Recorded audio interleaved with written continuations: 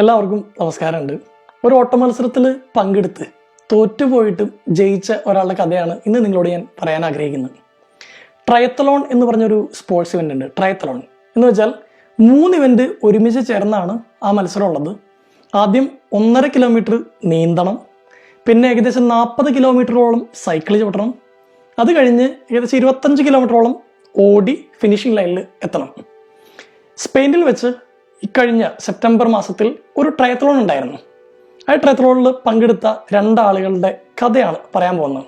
ഒരാൾ സ്പെയിൻകാരനാണ്, അയാളുടെ പേര് ഡിയോഗോ മെൻട്രീഡോ. രണ്ടാമത്തെ ആളുടെ പേര് ജെയിംസ് ടീഗിൾ, അയാൾ ബ്രിട്ടൻകാരനാണ്. ഈ 3 ഇവന്റിലും, അതായത് നീന്തലിലും പിന്നീടുള്ള 40 കിലോമീറ്റർ സൈക്ലിങ്ങിലും ഓട്ടത്തിലും ത്രൂ ഔട്ട് ഡിയോഗോ മെൻട്രീഡ എന്ന് പറഞ്ഞ സ്പാനിഷ് അത്ലറ്റിനേക്കാൾ മുമ്പിൽ പോയത് ജെയിംസ് ടീഗിളായിരുന്നു. ഫിനിഷിംഗ് ലൈനിലേക്ക് തിരിയുന്ന ഒരു ചെറിയൊരു വളവുണ്ട്. ക്രൗഡ് മുഴുവൻ ചുറ്റിലും കാണാൻ നിൽക്കുന്നുണ്ട്. അങ്ങനെ വളവ് തിരിയുന്ന നേരത്ത് സ്ട്രെയിറ്റ് ബാരിക്കേഡ് ഓപ്പണായി കിടക്കുകയായിരുന്നു. ജെയിംസ് ടീഗിൾ വിചാരിച്ചത് ഈ ഫിനിഷ് ലൈൻ നേരെ പോകുമ്പോഴാണെന്നാണ്. അയാൾ യഥാർത്ഥ ഫിനിഷിംഗ് പോയിന്റ് കാണാണ്ട് നേരെ പോവാണ്. അപ്പോൾ തൊട്ടു പുറകിലായിരുന്ന ഡിയോഗോ മെൻട്രീഡ ഓവർടേക്ക് ചെയ്ത് ഇതാ ഫിനിഷിംഗ് പോയിന്റിലേക്ക് എത്താൻ പോകുന്നു. എല്ലാവരെയും അത്ഭുതപ്പെടുത്തിക്കൊണ്ട് 3ാം സ്ഥാനത്തിന് വേണ്ടിയിട്ടാണ് ഈ 2 പേരും ഓടുന്നത്. ഗോൾഡ് മെഡൽ ഒരാൾക്ക് കിട്ടി, വെള്ളി കിട്ടി, ബ്രോൺസ്. എത്ര വർഷം അധ്വാനിച്ചിട്ടാണ് ഇതിനൊക്കെ വേണ്ടി പ്രിപ്പയർ ചെയ്യുക. ഇപ്പൊ ബ്രോൺസ് മെഡലെങ്കിലും സ്വന്തമാക്കാവുന്ന ആ സാഹചര്യത്തിൽ ഡിയോഗോ മെൻട്രീഡ എന്ന് പറയുന്ന ആ സ്പാനിഷ്കാരൻ ഫിനിഷിംഗ് പോയിന്റ് തൊട്ട് മുമ്പ് നിൽക്കുകയാണ്.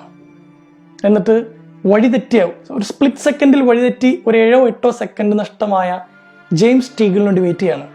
യു മേ ഫിനിഷ് ഫസ്റ്റ്, നിങ്ങൾ ആദ്യം ഫിനിഷ് ചെയ്തോളൂ എന്ന് പറഞ്ഞ് വഴി മാറി നിൽക്കുന്നു. ചുറ്റുമുള്ള ക്രൗഡ് മുഴുവൻ ഡിയോഗോ മെൻട്രീഡയ്ക്ക് വേണ്ടിയിട്ടാണ് കൈയടിച്ചത്. ആ ഒരു ഇവന്റിന് ശേഷം ലോകം മുഴുവൻ ചർച്ച ചെയ്ത് ഇദ്ദേഹത്തിന്റെ സ്പോർട്സ്മാൻഷിപ്പിനെ കുറിച്ചിട്ടാണ്. ഹോളിവുഡ് ആക്ടറായിട്ടുള്ള വിൽ സ്മിത്ത് ഒരു വീഡിയോ പോലും ചെയ്തു. ഇത്രയും വലിയൊരു ഹ്യൂമാനിറ്റി, മനുഷ്യത്വ നന്മ ഈ കോവിഡ് കാലഘട്ടത്തിൽ കാണാൻ പറ്റിയതിൽ ഞാൻ സന്തോഷിക്കുന്നു എന്ന് പറഞ്ഞു. ഞാൻ ഇത് കണ്ടിട്ടുള്ള ഒരു ഇൻസ്പിറേഷൻ്റെ പുറത്ത് ഞാൻ ഈ ഡിയോഗോ മെൻട്രീഡോ എന്ന് പറയുന്ന ആ മനുഷ്യന്റെ ഇൻസ്റ്റഗ്രാം പ്രൊഫൈൽ കണ്ടെത്തി. Sir, immense respect from India, love from India എന്ന് ഞാൻ മെസ്സേജ് അയച്ചിരുന്നു.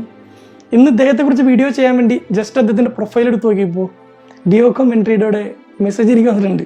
താങ്ക് യു ബ്രദർ എന്ന് പറഞ്ഞ്. ഒന്ന് ആലോചിച്ച് നോക്കൂ, ഈ ട്രയത്തലോൺ കാലങ്ങളോളം പരിശീലിച്ച് കാത്തിരുന്ന ആ ഒരു വെങ്കലം എന്ന് പറയുന്ന ബ്രോൺസ് എങ്കിലും സ്വന്തമാക്കണമായിരുന്നല്ലോ അയാൾ.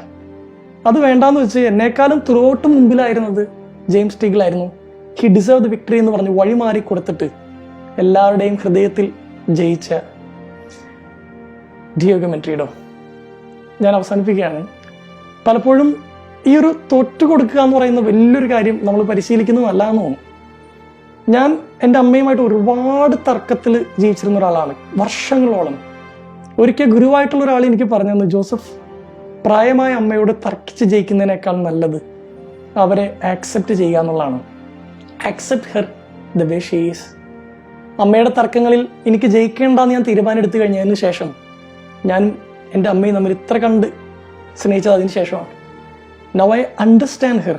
ഞങ്ങൾ തമ്മിൽ ഇപ്പോൾ ഒരു തർക്കം ഉണ്ടായിട്ട് വരെ 4-5 വർഷമായി. ഒന്ന് തോറ്റു കൊടുക്കാൻ തീരുമാനിച്ചപ്പോൾ ജയിച്ചത് ഞാൻ തന്നെയാണ്.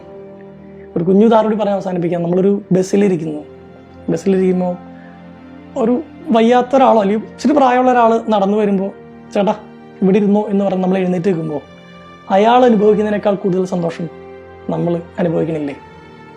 നമുക്കെല്ലാവർക്കും കുറച്ചുകൂടി തോറ്റു കൊടുക്കാം, പഠിക്കാം എന്ന് തോന്നുന്നു. നിങ്ങൾ ആലോചിച്ചോളൂ, വേണമെങ്കിൽ വിട്ടുകളയാവുന്ന സാഹചര്യങ്ങളിൽ നിങ്ങൾ തോറ്റു കൊടുക്കുമ്പോൾ ജയിക്കുന്നത് നിങ്ങൾ തന്നെയാണ്. Thank you.